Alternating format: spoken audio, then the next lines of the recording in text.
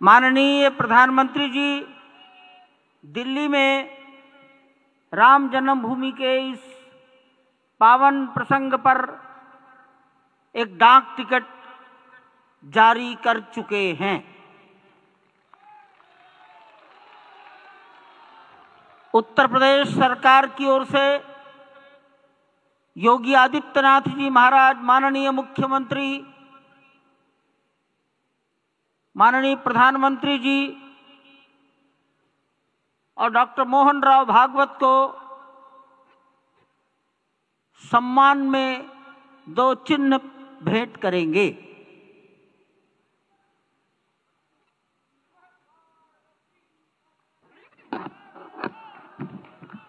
ये राम जन्मभूमि मंदिर के चांदी के 2 बड़े मॉडल हैं।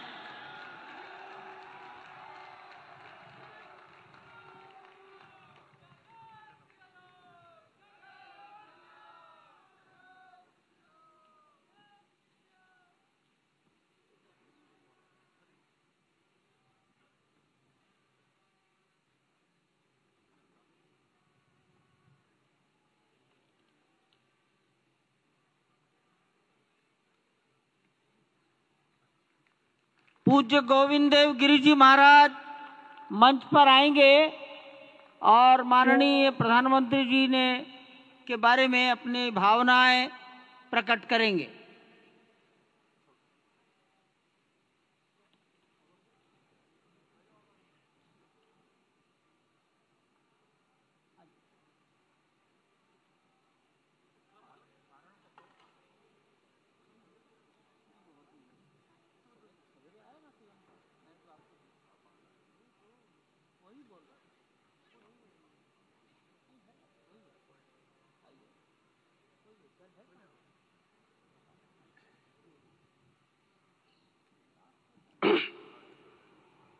आपदामपहर्तारं दातारं सर्वसंपदां लोकाभिरामं श्रीरामं भूयो भूयो नमाम्यहम्।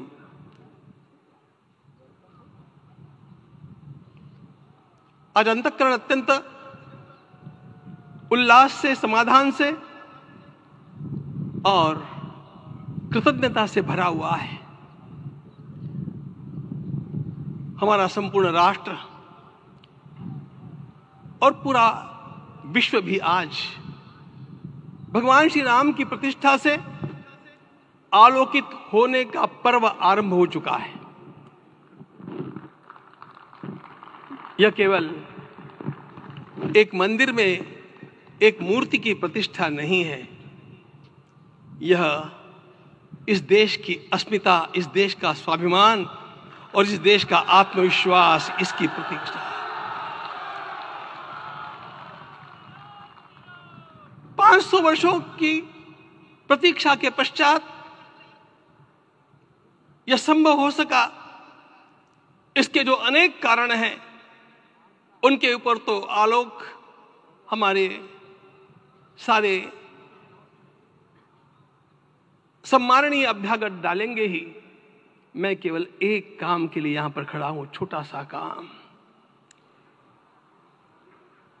कारण तो अनेक होते हैं, लेकिन अनेक कारण मिलते मिलते आखिर वे एक विशिष्ट स्तर तक पहुंच जाते हैं और उस स्तर पर कोई महापुरुष हम लोगों को उपलब्ध होता है और उस विभूति के कारण युग परिवर्तित हो जाता है।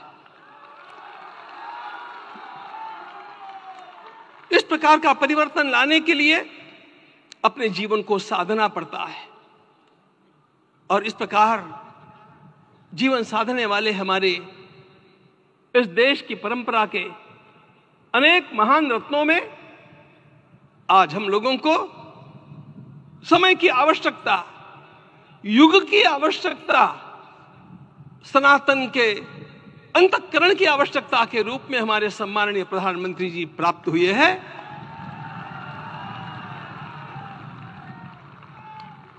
यह केवल इस देश का नहीं, यह संपूर्ण विश्व का सौभाग्य है कि आज एक ऐसा राजर्षि हम लोगों को प्राप्त हुआ। आपके मंगल हाथों से आज प्रतिष्ठा होने की बात थी, वह स्वाभाविक भी था, वो होना ही था मित्रों। लेकिन मुझे इस बात का आश्चर्य हुआ जब मुझे लगभग 20 दिन पूर्व समाचार मिले कि माननीय प्रधानमंत्री जी को इस प्रतिष्ठा के लिए स्वयं अपने लिए क्या क्या अनुष्ठान करके सिद्ध करना चाहिए स्वयं को, उसकी नियमावली आप लिख करके भेजें।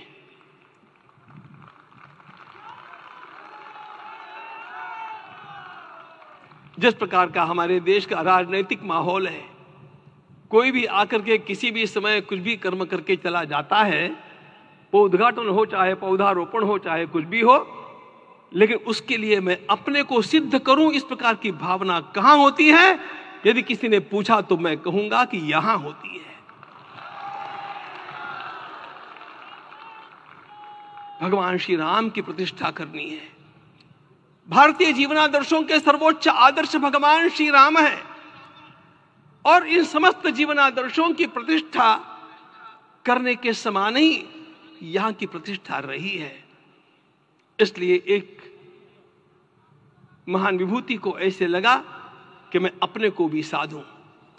मैं कर्मणा मनसा वाचा, कर्म से, मन से और वाणी से अपने को उसके लिए शुद्ध बनाऊं, सिद्ध बनाऊं, और उसका मार्ग तप ही है। भगवत गीता ने कहा, यज्ञ दान तप कर्म न त्याज्यम कार्यमेव तत्। तप से ही विशेष परिशुद्धि होती है। आज मुझे आपको बतलाने समय अंतःकरण गदगद होने की अनुभूति हो रही है। मैंने तो कहा था, हम लोगों ने महापुरुषों से परामर्श करके लिखा था, आपको केवल 3 दिन का उपवास करना है। आपने 11 दिन का संपूर्ण उपोषण किया। हमने 11 दिन एक भुक्त रहने के लिए कहा था, उन्होंने अन्न का ही त्याग कर दिया। महाभारत में कहा गया है, अनशन यह सबसे बड़ा तप है, अनशन।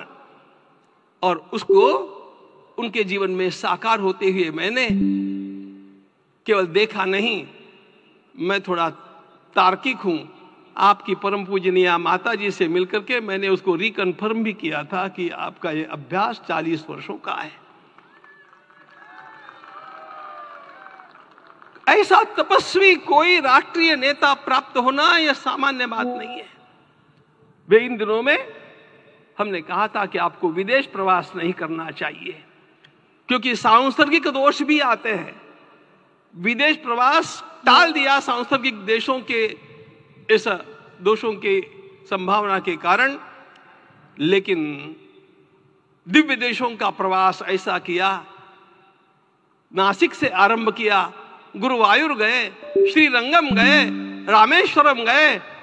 इन सारे स्थानों पर जाकर के वहां के परमाणुओं को लेकर के और पूरी भारत माता के हर कोनों में जाकर के मानो वे निमंत्रण दे रहे थे कि आइए दिव्य आत्माओं, अयोध्या पधारिए और हमारे राष्ट्र को महान बनाने के लिए आशीर्वाद दीजिए।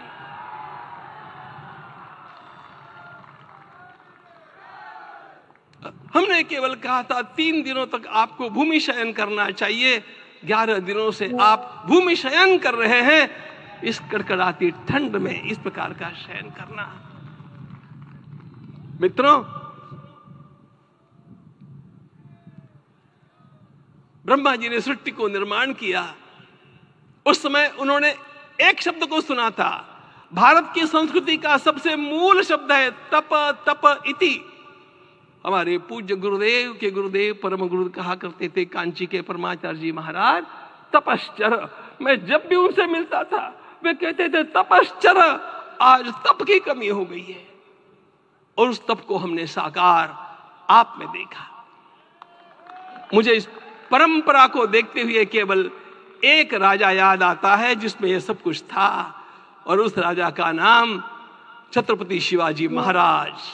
छत्रपति शिवाजी महाराज। मित्रों, लोगों को पता नहीं है शायद,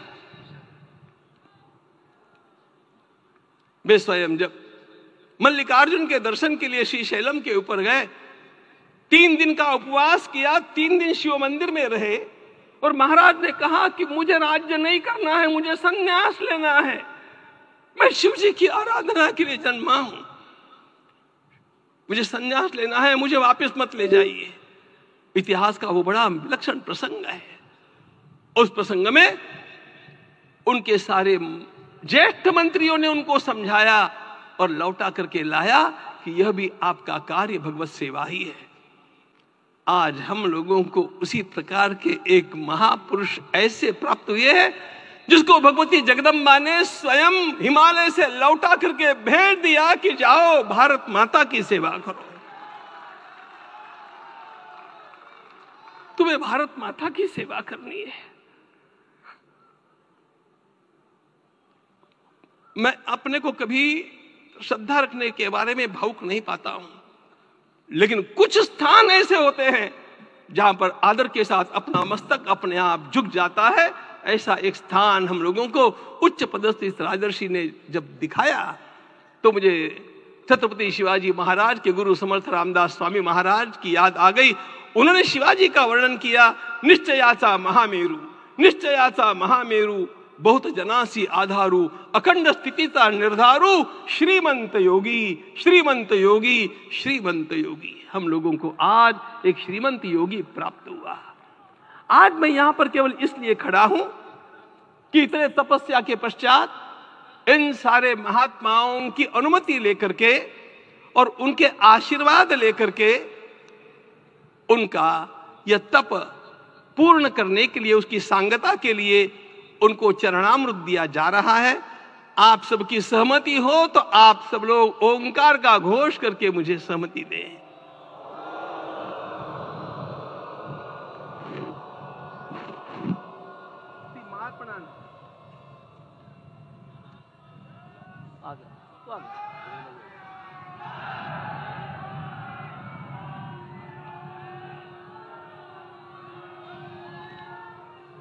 अपना उपवास पूर्ण कर रहे हैं माननीय प्रधानमंत्री जी।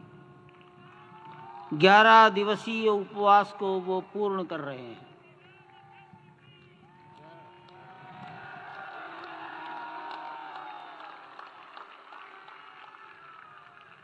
मैं श्री राम जन्मभूमि तीर्थ क्षेत्र के अध्यक्ष पूज्य महंत नृत्य गोपाल दास जी महाराज, मणिराम छावनी अयोध्या के श्री महंत के चरणों में निवेदन करता हूं आशीर्वचन के लिए।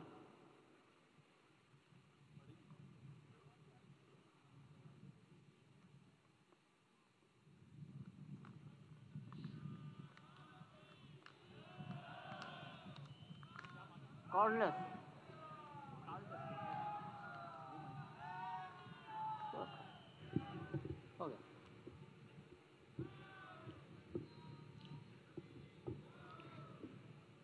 श्री सीताराम जी महाराज की जय।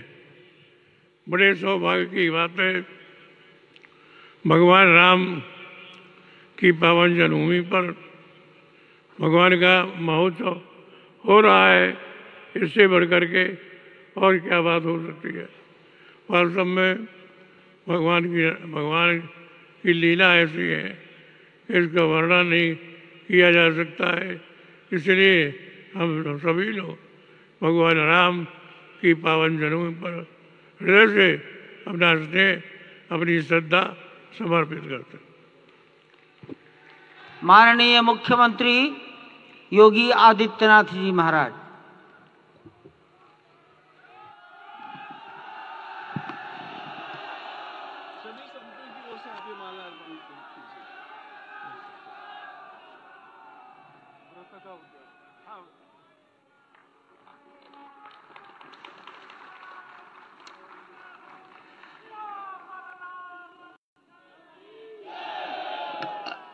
रामाय रामभद्राय रामचंद्राय वेदसे रघुनाथाय नाथाय सीताय पतिये नमः। श्री रामलला भगवान की, श्री रामलला भगवान की, भारत माता की, भारत माता की, सरयू माता की, सरयू माता की, जय जय सीताराम।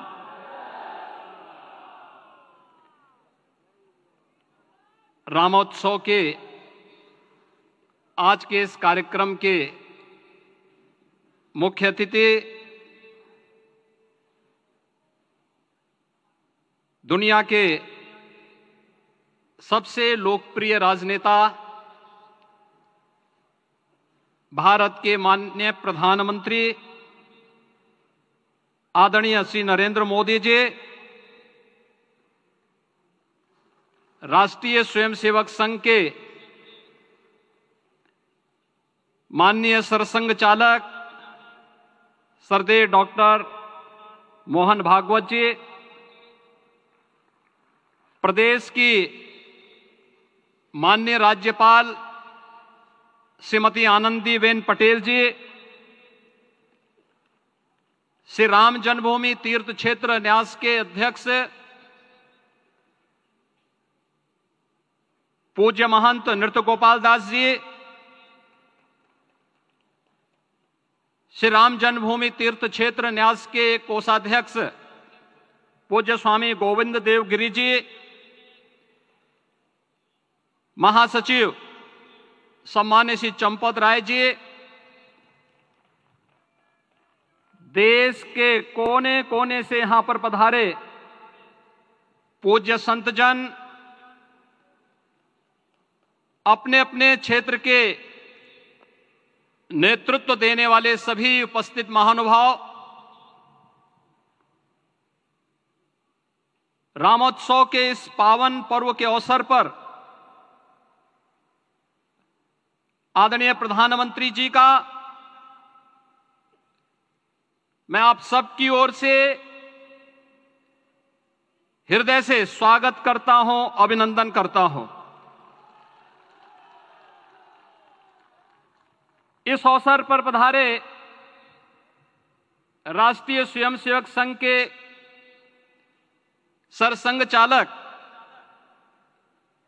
आदरणीय डॉक्टर मोहन भागवत जी का, अन्य समागत अतिथियों और महानुभावों का मैं हृदय से स्वागत करता हूं, अभिनंदन करता हूं। प्रभु रामलला के भव्य दिव्य और नव्य धाम में विराजने की आप सभी को कोटि कोटि बधाई। 500 वर्षों के लंबे अंतराल के उपरांत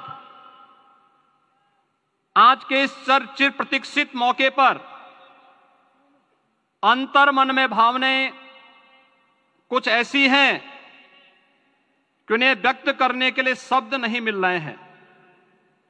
मन भावुक है, भाव विभोर है, भाव विह्वल है। निश्चित रूप से आप सब भी ऐसा महसूस कर रहे होंगे। आज इस ऐतिहासिक और अत्यंत पावन अवसर पर भारत का हर नगर, हर ग्राम अयोध्या धाम है। हर मार्ग श्री राम जन्मभूमि की ओर आ रहा है। हर मन में राम नाम है, हर आंख हर्ष और संतोष के आंसू से भीगा है। हर जीवा राम राम जप रही है। रोम रोम में राम रमे हैं, पूरा राष्ट्र राममय है। ऐसा लगता है हम त्रेता युग में आ गए हैं। आज रघुनंदन राघव रामलला हमारे हृदय के भावों से भरे संकल्प स्वरूप सिंहासन पर विराज रहे हैं। आज हर राम भक्त के हृदय में प्रसन्नता है, गर्व है और संतोष के भाव हैं। आखिर भारत को इसी दिन की तो प्रतीक्षा थी। भाव विभोर कर देने वाली इस दिन की प्रतीक्षा में लगभग 5 शताब्दी व्यतीत हो गई। दर्जनों पीढ़ियां अधूरी कामना लिए इस धराधाम से साकेत धाम में लीन हो गई, किंतु प्रतीक्षा और संघर्ष का क्रम सतत जारी रहा। श्री राम जन्मभूमि संभवतः विश्व में पहला ऐसा अनूठा प्रकरण होगा जिसमें किसी राष्ट्र के बहुसंख्यक समाज ने अपने ही देश में अपने आराध्य की जन्मस्थली पर मंदिर निर्माण के लिए इतने वर्षों तक और इतने स्तरों पर लड़ाई लड़ी हो। संतों, सन्यासियों, पुजारियों, नागाओं, निहंगों, बुद्धिजीवियों, राजनेताओं, जनजातियों सहित समाज के हर वर्ग ने जाति पाति, विचार दर्शन, उपासना पद्धति से ऊपर उठ करके राम काज के लिए स्वयं को उत्सर्ग किया। अंततः वह शुभ अवसर आ ही गया जब कोटि कोटि आस्थावानों के त्याग और तप को पूर्णता प्राप्त हो रही है। आज आत्मा प्रफुल्लित है इस बात से कि मंदिर वही बना है जहां बनाने का संकल्प लिया था। संकल्प और साधना की सिद्धि के लिए हमारी प्रतीक्षा की इस समाप्ति के लिए और संकल्प की पूर्णता के लिए आदरणीय प्रधानमंत्री श्री नरेंद्र मोदी जी का हृदय से आभार और अभिनंदन। माननीय प्रधानमंत्री जी, 2014 में आपके आगमन के साथ ही भारतीय जनमानस कह उठा था कि मोरे जिय भरोस दृढ़ सोई, मिलहि राम सगुन शुभ होई। अभी गर्भगृह में वैदिक विधि विधान से रामलला के बाल विग्रह के प्राण प्रतिष्ठा को हम सब साक्षी बने हैं। अलौकिक छवि है हमारे प्रभु की, बिल्कुल वैसे ही जैसे तुलसीदास जी ने कहा कि नव कंज लोचन कंज मुख कर कंज पद कंजारुणम। धन्य है वह शिल्पी जिसने हमारे मन में बसे राम की छवि को मूर्त रूप प्रदान किया है। विचारों और भावनाओं की विहलता के बीच मुझे पूज्य संतों और अपनी गुरु परंपरा का पुण्य स्मरण हो रहा है। आज उनकी आत्मा को असीम संतोष और आनंद की अनुभूति हो रही होगी। जिन परंपराओं की पीढ़ियां श्री राम जन्मभूमि मुक्ति यज्ञ में अपनी आहुति दे चुकी है, उनकी पावन स्मृतियों को मैं यहां पर कोटि कोटि नमन करता हूं। श्री राम जन्मभूमि महायज्ञ न केवल सनातन आस्था और विश्वास की परीक्षा का काल रहा, बल्कि संपूर्ण भारत को एकात्मता के सूत्र में बांधने के लिए राष्ट्र की सामूहिक चेतना जागरण के ध्येय में भी सफल सिद्ध हुआ है। सदियों के बाद भारत में हो रहे इस चिर प्रतीक्षित नवविवाह को देख अयोध्या समेत पूरा भारत का वर्तमान आनंदित हो उठा है।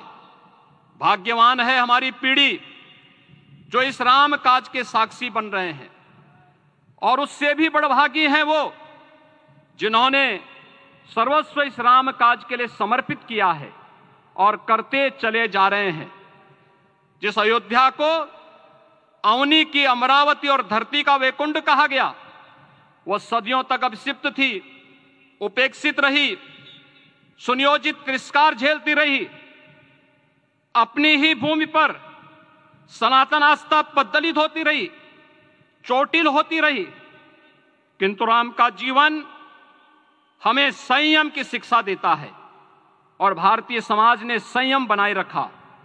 लेकिन हर एक दिन के साथ ही हमारा संकल्प और भी दृढ़ होता गया, और आज देखिए पूरी दुनिया अयोध्या के वैभव को निभा रही है। हर कोई अयोध्या आने को आतुर है। आज अयोध्या में त्रेतायुगीन वैभव उतर आया है। दिख रहा है यह धर्मनगरी विश्व की सांस्कृतिक राजधानी के रूप में प्रतिष्ठित हो रही है। पूरा विश्व दिव्य और भव्य अयोध्या का साक्षात्कार कर रहा है। आज जिस सुनियोजित एवं तीव्र गति से अयोध्यापुरी का विकास हो रहा है वह प्रधानमंत्री जी के दृढ़ संकल्प, इच्छा शक्ति और दूरदर्शिता के बिना संभव नहीं था। कुछ वर्ष पहले कल्पना से परे था कि अयोध्या में एयरपोर्ट होगा, यहां के नगर के भीतर 4 लेन की सड़कें होंगी, सरयू जी में क्रूज चलेंगे, अयोध्या की खोई गरिमा वापस आएगी। लेकिन मित्रों, डबल इंजन की सरकार के प्रयास से आज आप सबके सहयोग से यह सब साकार हुआ है। सांस्कृतिक अयोध्या, आयुष्मान अयोध्या, स्वच्छ अयोध्या, सक्षम अयोध्या, सुरम्य अयोध्या, सुगम्य अयोध्या, दिव्य अयोध्या और भव्य अयोध्या के रूप में पुनरुद्धार के लिए हजारों करोड़ रुपए वर्तमान में यहां पर भौतिक विकास के लिए लग रहे हैं। राम जी की पेड़ी, नया घाट, गुप्तार घाट, ब्रह्मकुंड, भरत कुंड, सूरज कुंड, विभिन्न कुंडों के कायाकल्प, संरक्षण, संचालन, रखरखाव के कार्य हो रहे हैं। रामायण परंपरा की कल्चरल मैपिंग कराई जा रही है। राम वनगमन पथ पर रामायण वीथिका का निर्माण हो रहा है। नई अयोध्या में पुरातन संस्कृति और सभ्यता को संरक्षण तो हो ही रहा है, भविष्य की जरूरतों को देखते हुए आधुनिक पैमाने के अनुसार सभी नगरीय सुविधाएं भी विकसित हो रही हैं। इस मोक्षदायिनी नगरी को आदरणीय प्रधानमंत्री जी की प्रेरणा से अब सोलर सिटी के रूप में भी विकसित किया जा रहा है। पूरी अयोध्या में विश्व के सनातन आस्थावानों, संतों, पर्यटकों, शोधार्थियों, जिज्ञासुओं के प्रमुख केंद्र के रूप में इसे बनाने की ओर से अग्रसर किया जा रहा है। यह एक नगर या तीर्थ भर का विकास नहीं है, यह उस विश्वास की विजय है जिसे सत्यमेव जयते के रूप में भारत के राज चिन्ह में अंगीकार किया गया है। यह लोक आस्था और जन विश्वास का विजय है, भारत के गौरव की पुनर्प्रतिष्ठा है।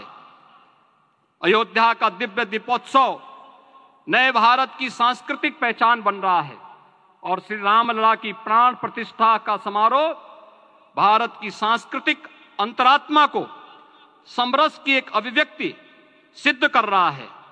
श्री राम जन्मभूमि मंदिर की स्थापना भारत के सांस्कृतिक पुनर्जागरण का आध्यात्मिक अनुष्ठान है। यह राष्ट्र मंदिर है। निसंदेह श्री रामलला विग्रह की प्राण प्रतिष्ठा राष्ट्रीय गौरव का एक ऐतिहासिक अवसर है। निश्चिंत रहिए, प्रभु राम की कृपा से अब कोई अयोध्या की परिक्रमा में बाधा नहीं बन पाएगा। अयोध्या की गलियों में अब गोलियों की गड़गड़ाहट नहीं होगी, कर्फ्यू नहीं लगेगा। अपितु यहां दीपोत्सव, रामोत्सव और यहां की गलियों में श्री राम नाम संकीर्तन से यहां की गलियां गुंजायमान होंगी, क्योंकि अवधपुरी का मैं रामलला का विराजना राम राज्य की स्थापना की उद्घोषणा भी है। राम राज्य बैठे त्रिलोका, हर्षित भये गए सब शोका। राम राज्य भेदभाव रहित समृद्ध समाज का द्योतक है और हमारे यशस्वी प्रधानमंत्री जी की नीतियों, विचारों और योजनाओं का आधार है। भव्य दिव्य राम जन्मभूमि मंदिर के स्वप्न को साकार रूप देने में योगदान देने वाले सभी वास्तुविदों, अभियंताओं, शिल्पियों और श्री राम जन्मभूमि तीर्थ क्षेत्र न्यास के सभी पदाधिकारियों को हृदय से धन्यवाद। पुनः आप सभी को रामलला के विराजने की इस ऐतिहासिक पुण्य घड़ी की बधाई। आदरणीय प्रधानमंत्री जी, आदरणीय सरसंघ चालक जी, माननीय राज्यपाल महोदया और आप सभी महानुभावों का मैं एक बार फिर से हृदय से स्वागत और अभिनंदन करते हुए हम सब जो संकल्प पूर्वजों ने लिया था उसकी सिद्धि की भी सभी को बधाई देते हुए प्रभु के चरणों में एक बार पुनः नमन करते हुए पूरे प्रदेश और देशवासियों को आज के इस रामोत्सव के अवसर पर कोटि कोटि बधाई और अभिनंदन देते हुए अपनी वाणी को विराम देता हूं। जय जय सीताराम। राष्ट्रीय स्वयंसेवक संघ के सरसंघ चालक डॉक्टर मोहन राव भागवत जी।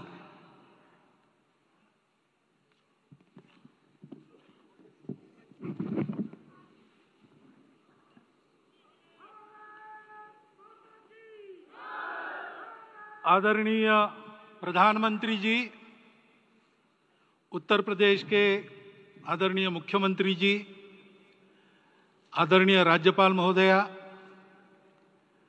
देश के आज विद्यमान सभी पंथ संप्रदायों का प्रतिनिधित्व करने वाले हमारे संत ऋषि आचार्य गण और समाज के सब स्तरों का प्रतिनिधित्व करने वाले निमंत्रित महानुभाव, आज का आनंद शब्दों में वर्णनातीत है और उसके वर्णन करने का प्रयास इसके पहले के वक्तव्यों में अच्छा हो गया है। यह भी बता दिया गया है और हम जानते भी हैं कि आज अयोध्या में रामलला के साथ भारत का स्व लौट के आया है।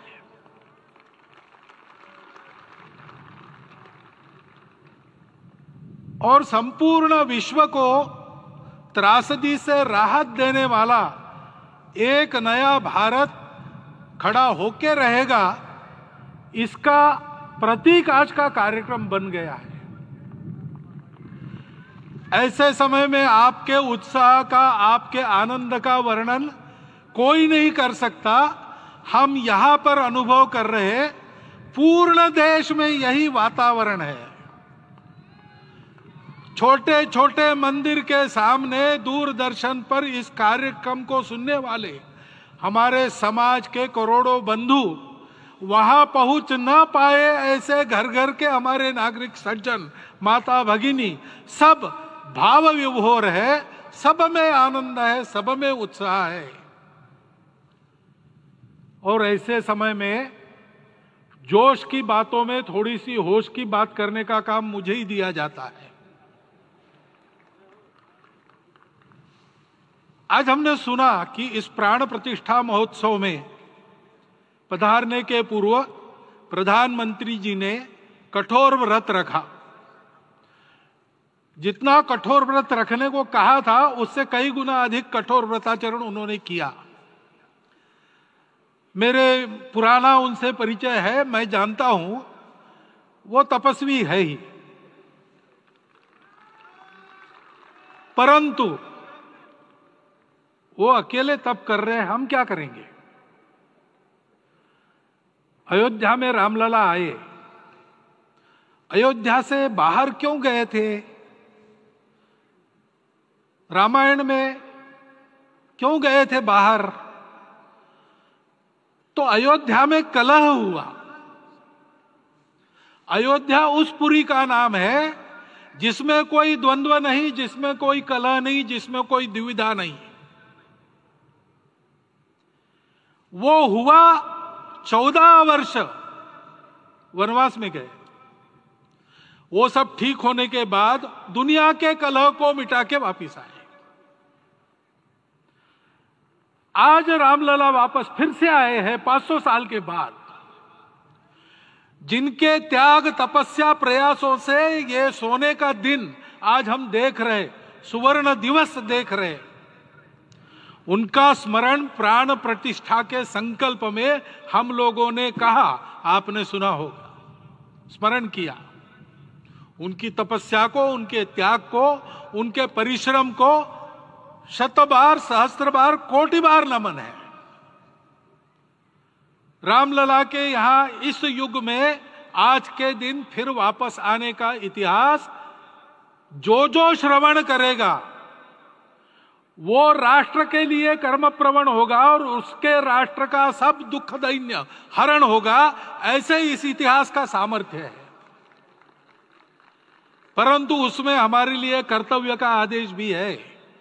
प्रधानमंत्री जी ने तप किया, अब हमको भी तप करना है। राम राज्य आने वाला है, वो कैसा था? दैहिक दैविक भौतिक तापा, राम राज नहीं कहु व्यापा। सब नर करहि परस्पर प्रीति, चलहि स्वधर्म निरत श्रुति नीति। सब निर्दंभ धर्म रत पुनि, नर अरु नारी चतुर सब गुनी। सब गुणज्ञ पंडित सब ज्ञानी, सब कृतज्ञ नहीं कपट सयानी। राम राज्य के सामान्य नागरिकों का जो वर्णन है, हम भी इस गौरवमय भारतवर्ष की संतानें हैं। कोटि कोटि कंठ उसका जयगान करने वाले हमारे हैं। हमको इस प्रकार के व्यवहार को रखने का तप आचरण करना पड़ेगा। हमको भी सारे कलह को विदाई देनी पड़ेगी।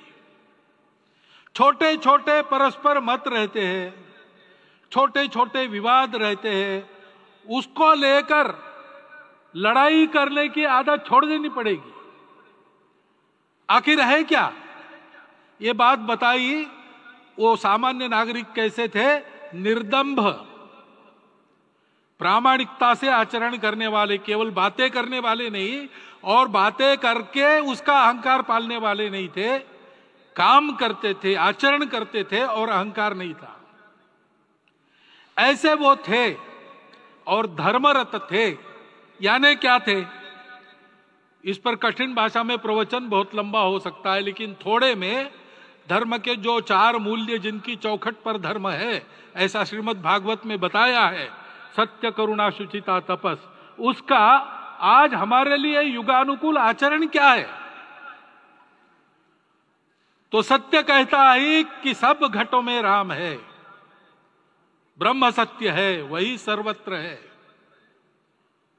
तो हमको ये जानकर आपस में समन्वय से चलना होगा, क्योंकि हम चलते हैं, सबके लिए चलते हैं, सब हमारे हैं, इसलिए हम चल पाते हैं। और इसलिए आपस में समन्वय रखकर व्यवहार करना, यह धर्म का पहला जो पैर है, सत्य, उसका आचरण है। करुणा दूसरा कदम है, उसका आचरण है सेवा और परोपकार। सरकार की कई योजनाएं गरीबों को राहत दे रही, सब हो रहा है, लेकिन हमारा भी कर्तव्य है, ये सब समाज बांधव हमारे अपने बंधु है।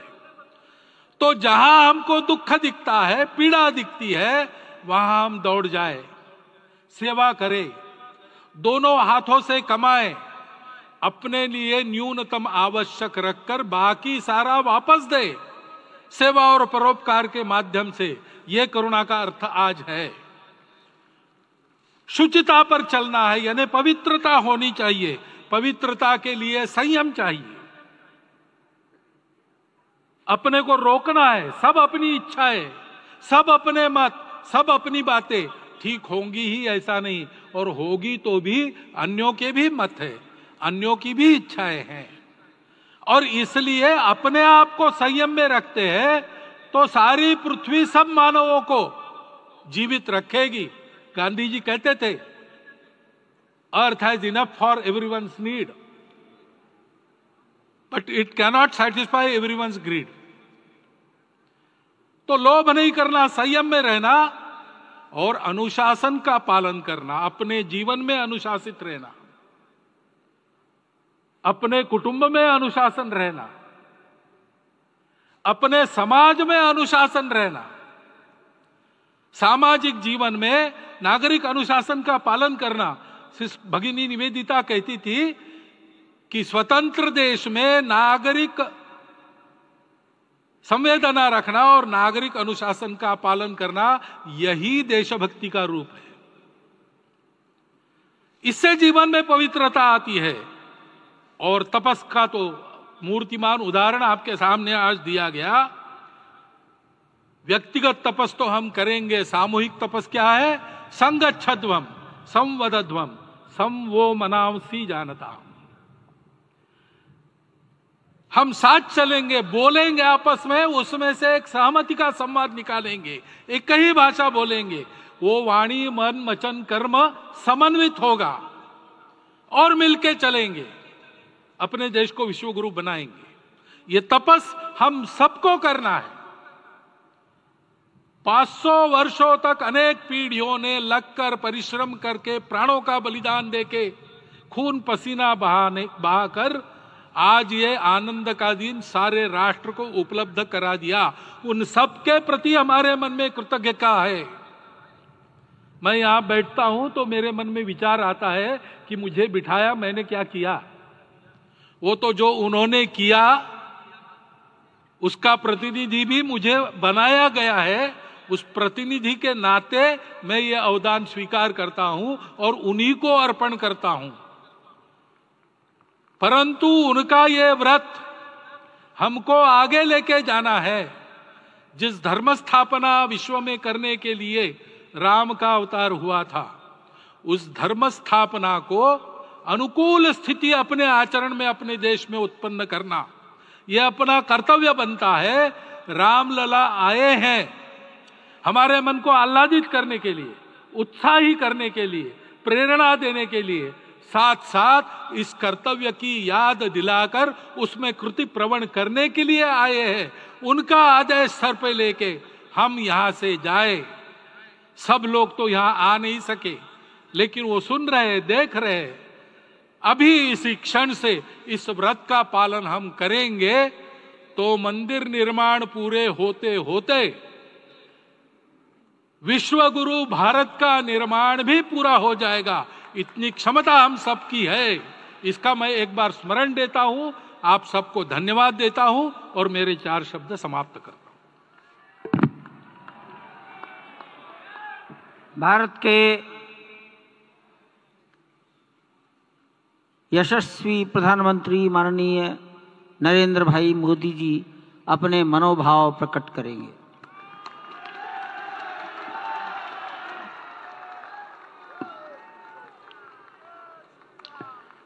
सियावर रामचंद्र की जय। सियावर रामचंद्र की जय।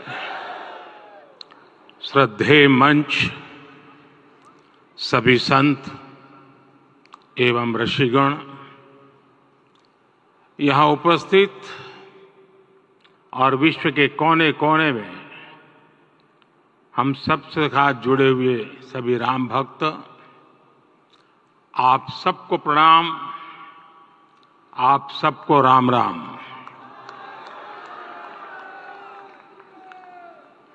आज हमारे राम आ गए हैं।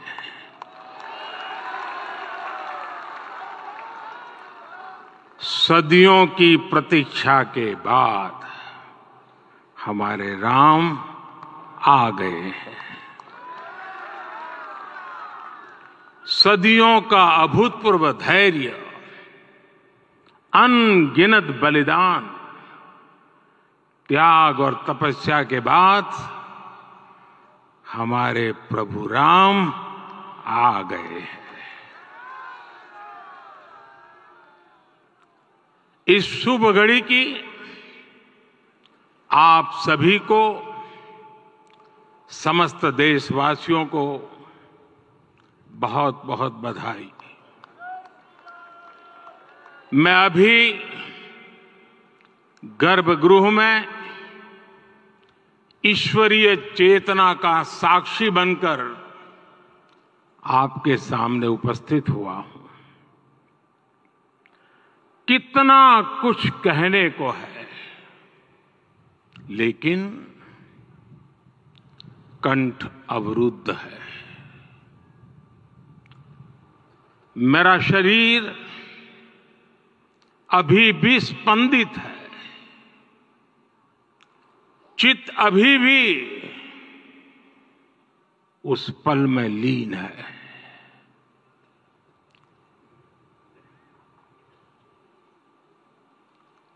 हमारे रामलला अब टेंट में नहीं रहेंगे।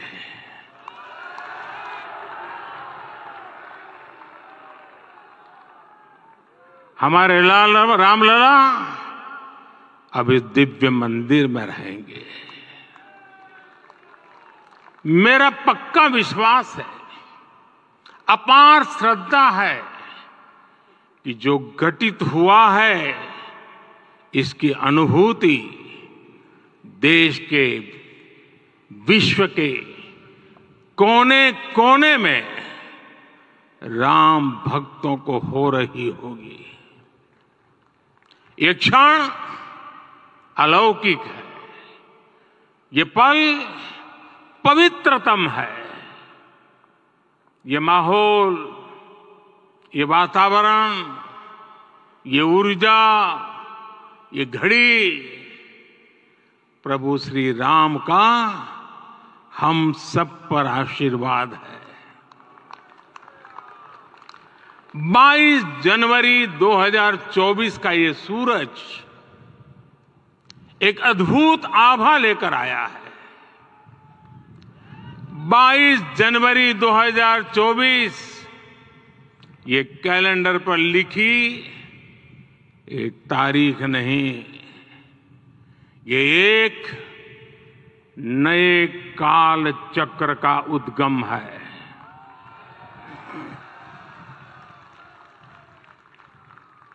राम मंदिर के भूमि पूजन के बाद से प्रतिदिन पूरे देश में उमंग और उत्साह बढ़ता ही जा रहा था।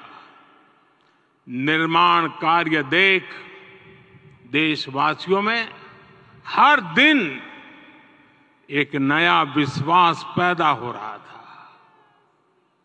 आज हमें सदियों के उस धैर्य की धरोहर मिली है। आज हमें श्री राम का मंदिर मिला है। गुलामी की मानसिकता को तोड़कर उठ खड़ा हो राष्ट्र, अतीत के हर दंश से हौसला लेता हुआ राष्ट्र ऐसे ही नव इतिहास का सृजन करता है। आज से 1000 साल बाद भी लोग आज की इस तारीख की, आज के इस पल की चर्चा करेंगे। और ये कितनी बड़ी राम कृपा है कि हम सब इस पल को जी रहे हैं, इसे साक्षात घटित होते देख रहे हैं। आज दिन, दिशाएं, दिगंत सब दिव्यता से परिपूर्ण है। ये समय सामान्य समय नहीं है। ये काल के चक्र पर सर्वकालिक शाही से अंकित हो रही अमिट स्मृति रेखाएं हैं। साथियों, हम सब जानते हैं कि जहां राम का काम होता है वहां पवन पुत्र हनुमान अवश्य विराजमान होते हैं। इसलिए मैं राम भक्त हनुमान और हनुमान गढ़ी को भी प्रणाम करता हूं। मैं माता जानकी, लक्ष्मण जी, भरत, शत्रुघ्न सबको नमन करता हूं। मैं पावन अयोध्यापुरी और पावन सरयू को भी प्रणाम करता हूं। मैं इस पल दैवीय अनुभव कर रहा हूं कि जिनके आशीर्वाद से ये महान कार्य पूरा हुआ है। वे दिव्य आत्माएं, वे दैवीय विभूतियां भी इस समय हमारे आसपास उपस्थित है। मैं इनसे भी दिव्य चेतनाओं को भी कृतज्ञता पूर्वक नमन करता हूं। मैं आज प्रभु श्री राम से क्षमा याचना भी करता हूं। हमारे पुरुषार्थ, हमारे त्याग, तपस्या में कुछ तो कमी रह गई होगी कि हम इतनी सदियों तक ये कार्य कर नहीं पाए। आज वो कमी पूरी हुई है।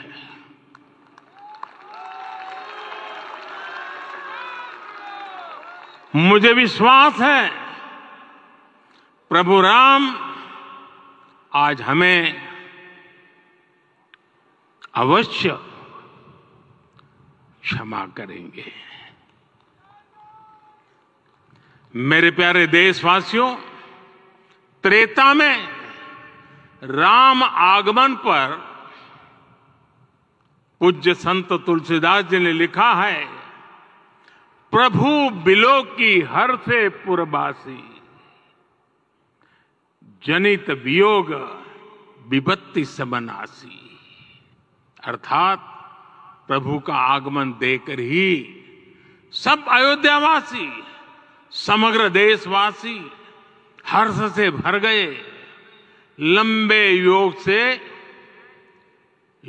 वियोग से जो आपत्ति आई थी उसका अंत हो गया। उस कालखंड में तो वो वियोग केवल 14 वर्षों का था, तब भी इतना असह्य था। इस युग में तो अयोध्या और देशवासियों ने सैकड़ों वर्षों का वियोग सहा है। हमारी कई कई पीढ़ियों ने वियोग सहा है। भारत के तो संविधान में उसकी पहली प्रति में भगवान राम विराजमान है। संविधान के अस्तित्व में आने के बाद भी दशकों तक प्रभु श्री राम के अस्तित्व को लेकर कानूनी लड़ाई चली। मैं आभार व्यक्त करूंगा भारत की न्यायपालिका का, जिसने न्याय की लाज रख ली।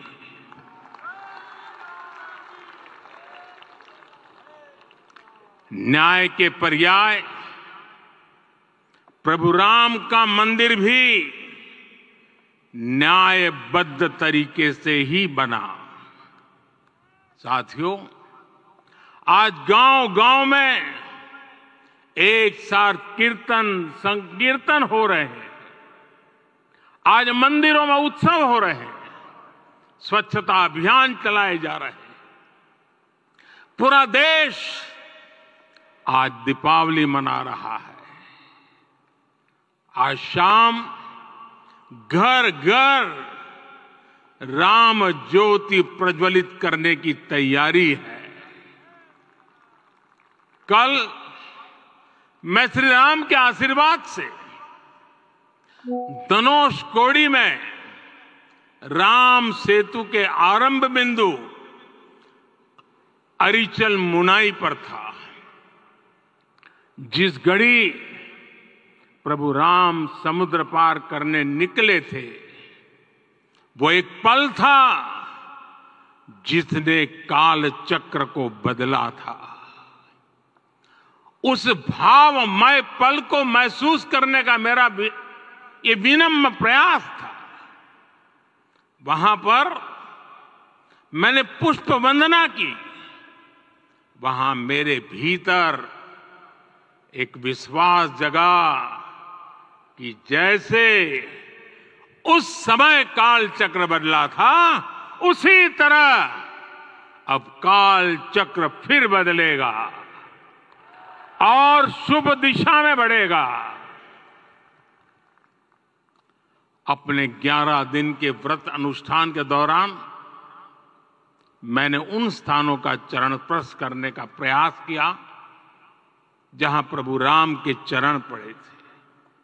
चाहे वो नासिक का पंचवटी धाम हो, केरला का पवित्र त्रिपायर मंदिर हो, आंध्र प्रदेश में लेपाक्षी हो, श्रीरंगम में रंगनाथ स्वामी मंदिर हो, रामेश्वरम में श्री रामनाथ स्वामी मंदिर हो, या फिर धनुषकोडी। मेरा सौभाग्य है कि इसी पुनीत पवित्र भाव के साथ मुझे सागर से सरयू तक की यात्रा का अवसर मिला। सागर से सरयू तक हर जगह राम नाम का वही उत्सव भाव छाया हुआ है। प्रभु राम तो भारत की आत्मा के कण कण से जुड़े हुए हैं। राम भारतवासियों के अंतर मन में विराजे हुए हैं। हम भारत में कहीं भी किसी की अंतरात्मा को छुएंगे तो इस एकत्व की अनुभूति होगी और यही भाव सब जगह मिलेगा। इससे उत्कृष्ट, इससे अधिक देश को समायोजित करने वाला सूत्र और क्या हो सकता है।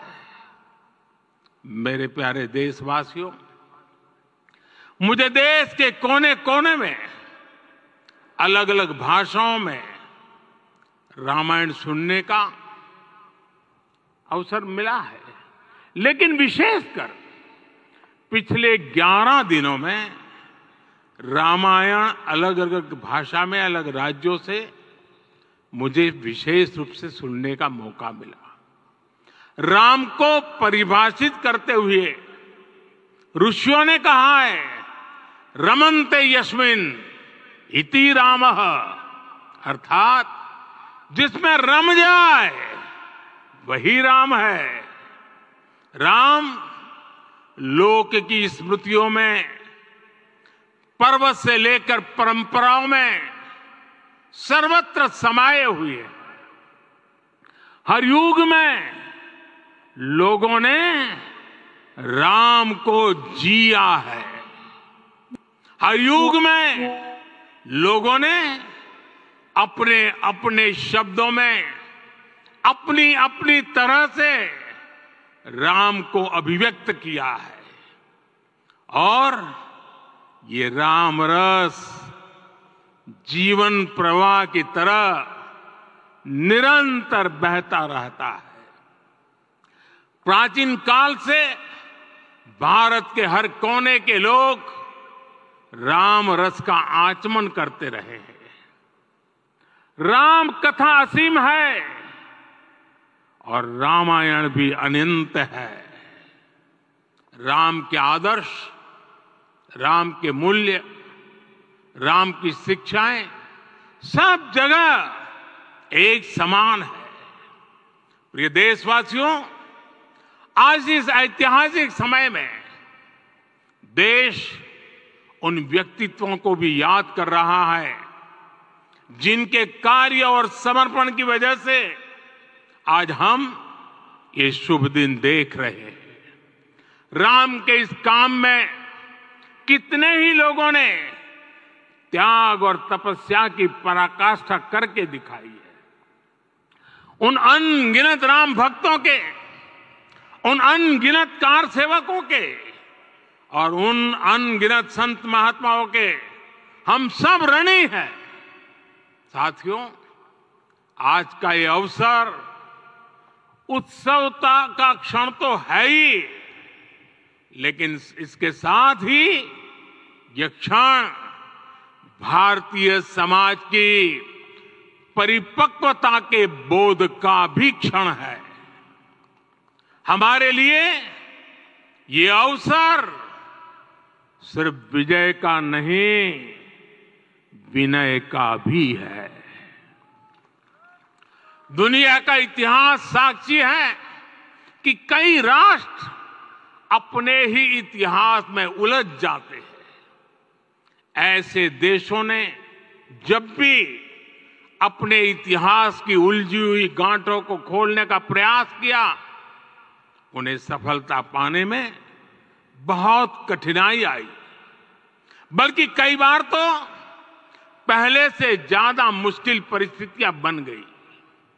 लेकिन हमारे देश ने इतिहास की इस गांठ को जिस गंभीरता और भावुकता के साथ खोला है, वो ये बताती है कि हमारा भविष्य हमारे अतीत से बहुत सुंदर होने जा रहा है। वो भी एक समय था जब कुछ लोग कहते थे कि राम मंदिर बना तो आग लग जाएगी। ऐसे लोग भारत के सामाजिक भाव की पवित्रता को नहीं जान पाए।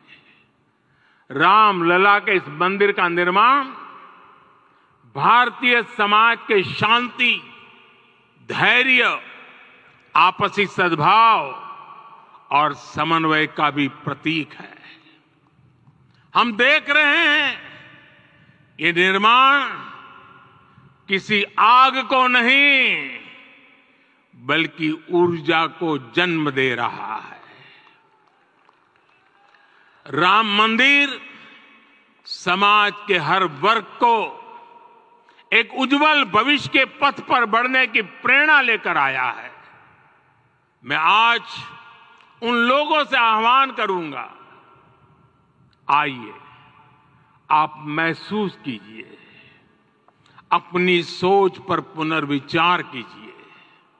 राम आग नहीं है, राम ऊर्जा है। राम विवाद नहीं, राम समाधान है। राम सिर्फ हमारे नहीं है, राम तो सबके हैं। राम वर्तमान नहीं, सिर्फ वर्तमान ही नहीं, राम अनंत काल है। साथियों, आज जिस तरह राम मंदिर प्राण प्रतिष्ठा के इस आयोजन से पूरा विश्व जुड़ा हुआ है, उसमें राम की सर्वव्यापकता के दर्शन हो रहे हैं। जैसा उत्सव भारत में है, वैसा ही अनेक देशों में है।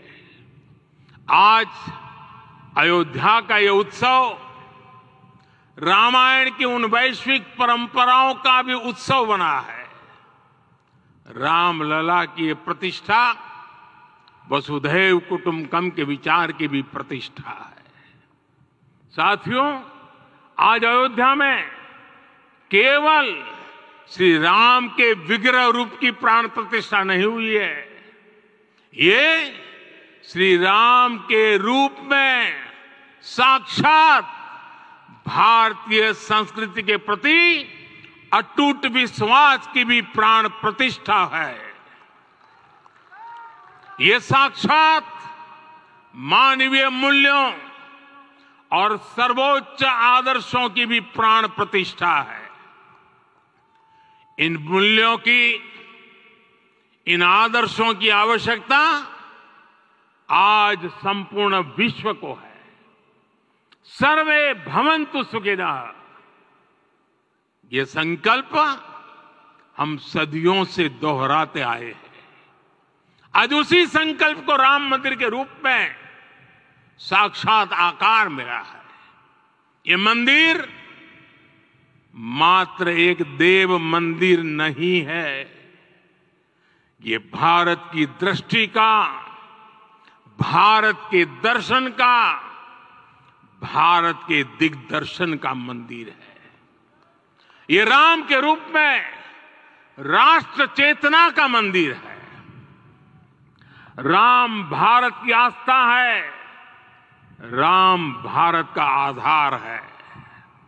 राम भारत का विचार है, राम भारत का विधान है, राम भारत की चेतना है, राम भारत का चिंतन है, राम भारत की प्रतिष्ठा है, राम भारत का प्रताप है, राम प्रवाह है, राम प्रभाव है, राम नेति भी है, राम नीति भी है, राम नित्यता भी है, राम निरंतरता भी है, राम विभु है, विशद है, राम व्यापक है, विश्व है, विश्वात्मा है।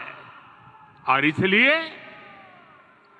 जब राम की प्रतिष्ठा होती है तो उसका प्रभाव वर्षों या शताब्दियों तक ही नहीं होता, उसका प्रभाव हजारों वर्षों के लिए होता है।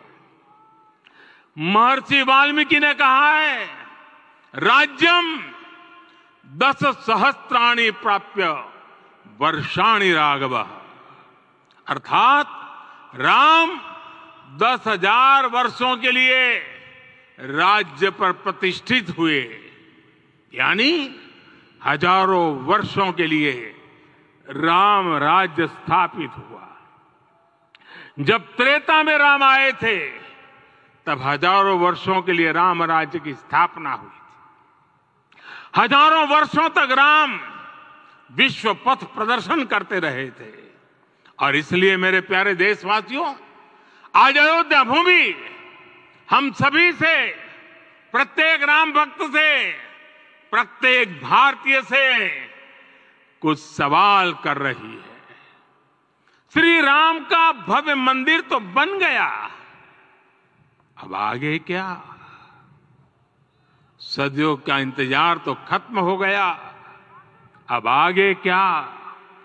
आज के इस अवसर पर जो दैवीय आत्माएं हमें आशीर्वाद देने के लिए उपस्थित हुई हैं, हमें देख रही हैं, उन्हें क्या हम ऐसे ही विदा करेंगे?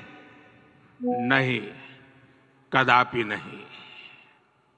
आज मैं पूरे पवित्र मन से महसूस कर रहा हूं कि काल चक्र बदल रहा है।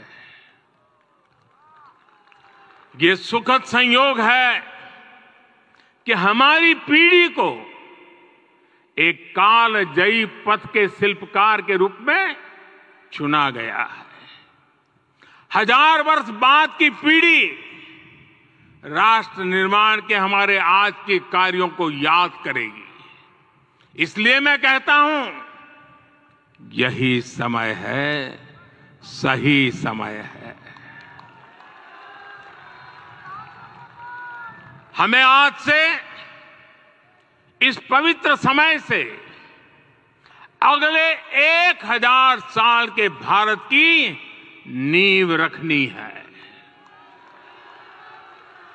मंदिर निर्माण से आगे बढ़कर अब हमें सभी देशवासी यही इस पल से समर्थ, सक्षम, भव्य, दिव्य भारत के निर्माण की सौगंध लेते हैं।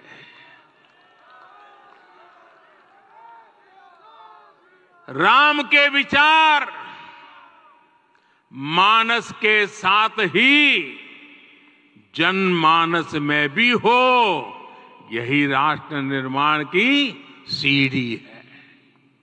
साथियों, आज के युग की मांग है कि हमें अपने अंतःकरण को विस्तार देना होगा। हमारी चेतना का विस्तार देव से देश तक, राम से राष्ट्र तक होना चाहिए। हनुमान जी की भक्ति, हनुमान जी की सेवा, हनुमान जी का समर्पण, ये ऐसे गुण हैं जिन्हें हमें बाहर नहीं खोजना पड़ता। प्रत्येक भारतीय में भक्ति, सेवा और समर्पण के भाव समर्थ, सक्षम, भव्य, दिव्य भारत का आधार बनेंगे। और यही तो है देव से देश और राम से राष्ट्र की चेतना का विस्तार। दूर सुदूर जंगल में, कुटिया में जीवन गुजारने वाली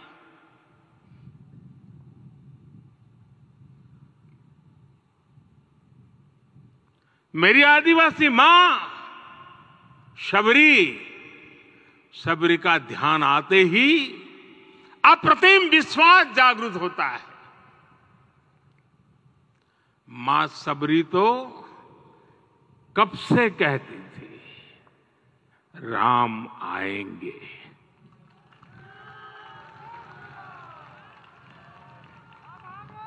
प्रत्येक भारतीय में जन्मा यही विश्वास समर्थ, सक्षम, भव्य भारत का आधार बनेगा। और यही तो है देव से देश और राम से राष्ट्र की चेतना का विस्तार।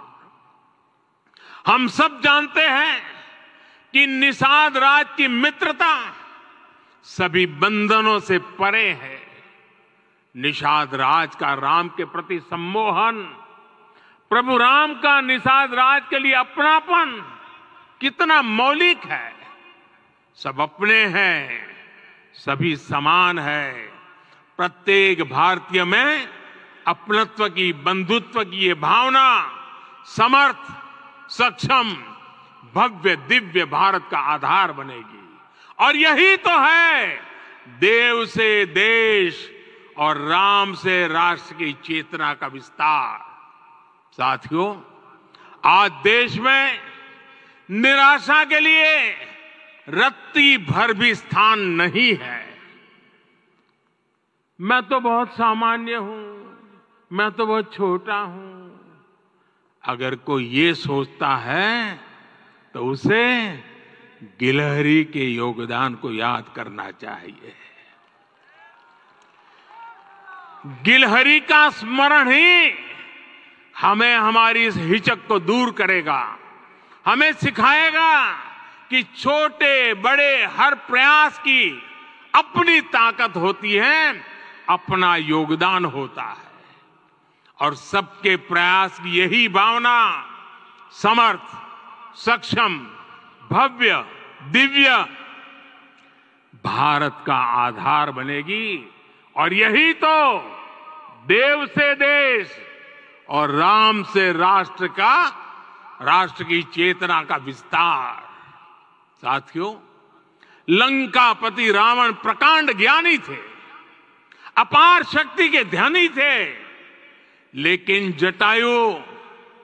जटायु जी की मूल्य निष्ठा देखिए।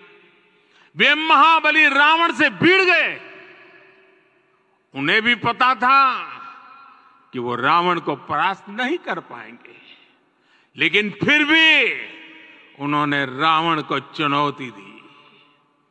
कर्तव्य की यही पराकाष्ठा समर्थ, सक्षम, भव्य, दिव्य भारत का आधार है। और यही तो है देव से देश और राम से राष्ट्र की चेतना का विस्तार। आइए हम संकल्प लें कि राष्ट्र निर्माण के लिए हम अपने जीवन का पल पल लगा देंगे।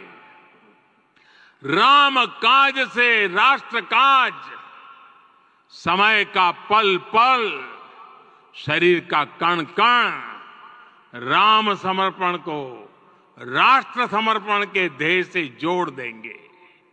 मेरे देशवासियों, प्रभु श्री राम की हमारी पूजा विशेष होनी चाहिए। ये पूजा स्व से ऊपर उठ करके समष्टि के लिए होनी चाहिए। ये पूजा अहम से उठकर वयम के लिए होनी चाहिए। प्रभु को जो भोग चढ़ेगा वो विकसित भारत के लिए हमारे परिश्रम की पराकाष्ठा का प्रसाद भी होगा। हमें नित्य पराक्रम, पुरुषार्थ, समर्पण का प्रसाद प्रभु राम को चढ़ाना होगा। इनसे नित्य प्रभु राम की पूजा करनी होगी, तब हम भारत को वैभवशाली और विकसित बना पाएंगे। मेरे प्यारे देशवासियों, ये भारत के विकास का अमृत काल है। आज भारत युवा शक्ति की पूंजी से भरा हुआ है, ऊर्जा से भरा हुआ है। ऐसी सकारात्मक परिस्थितियां फिर न जाने कितने समय बाद बनेगी। हमें अब चूकना नहीं है, हमें अब बैठना नहीं है। मैं अपने देश के युवाओं से कहूंगा, आपके सामने हजारों वर्ष की परंपरा की प्रेरणा है। आप भारत की उस पीढ़ी का प्रतिनिधित्व करते हैं जो चांद पर तिरंगा लहरा रही है। वो 15 लाख किलोमीटर की यात्रा करके सूर्य के पास जाकर मिशन आदित्य को सफल बना रही है। जो आसमान में तेजस और सागर में विक्रांत का परचम लहरा रही है। अपनी विरासत पर गर्व करते हुए आपको भारत का नव प्रभात लिखना है। परंपरा की पवित्रता और आधुनिकता की अनंतता दोनों ही पथ पर चलते हुए भारत समृद्धि के लक्ष्य तक पहुंचेगा। मेरे साथियों, आने वाला समय अब सफलता का है। आने वाला समय अब सिद्धि का है। ये भव्य राम मंदिर साक्षी बनेगा भारत के उत्कर्ष का, भारत के उदय का।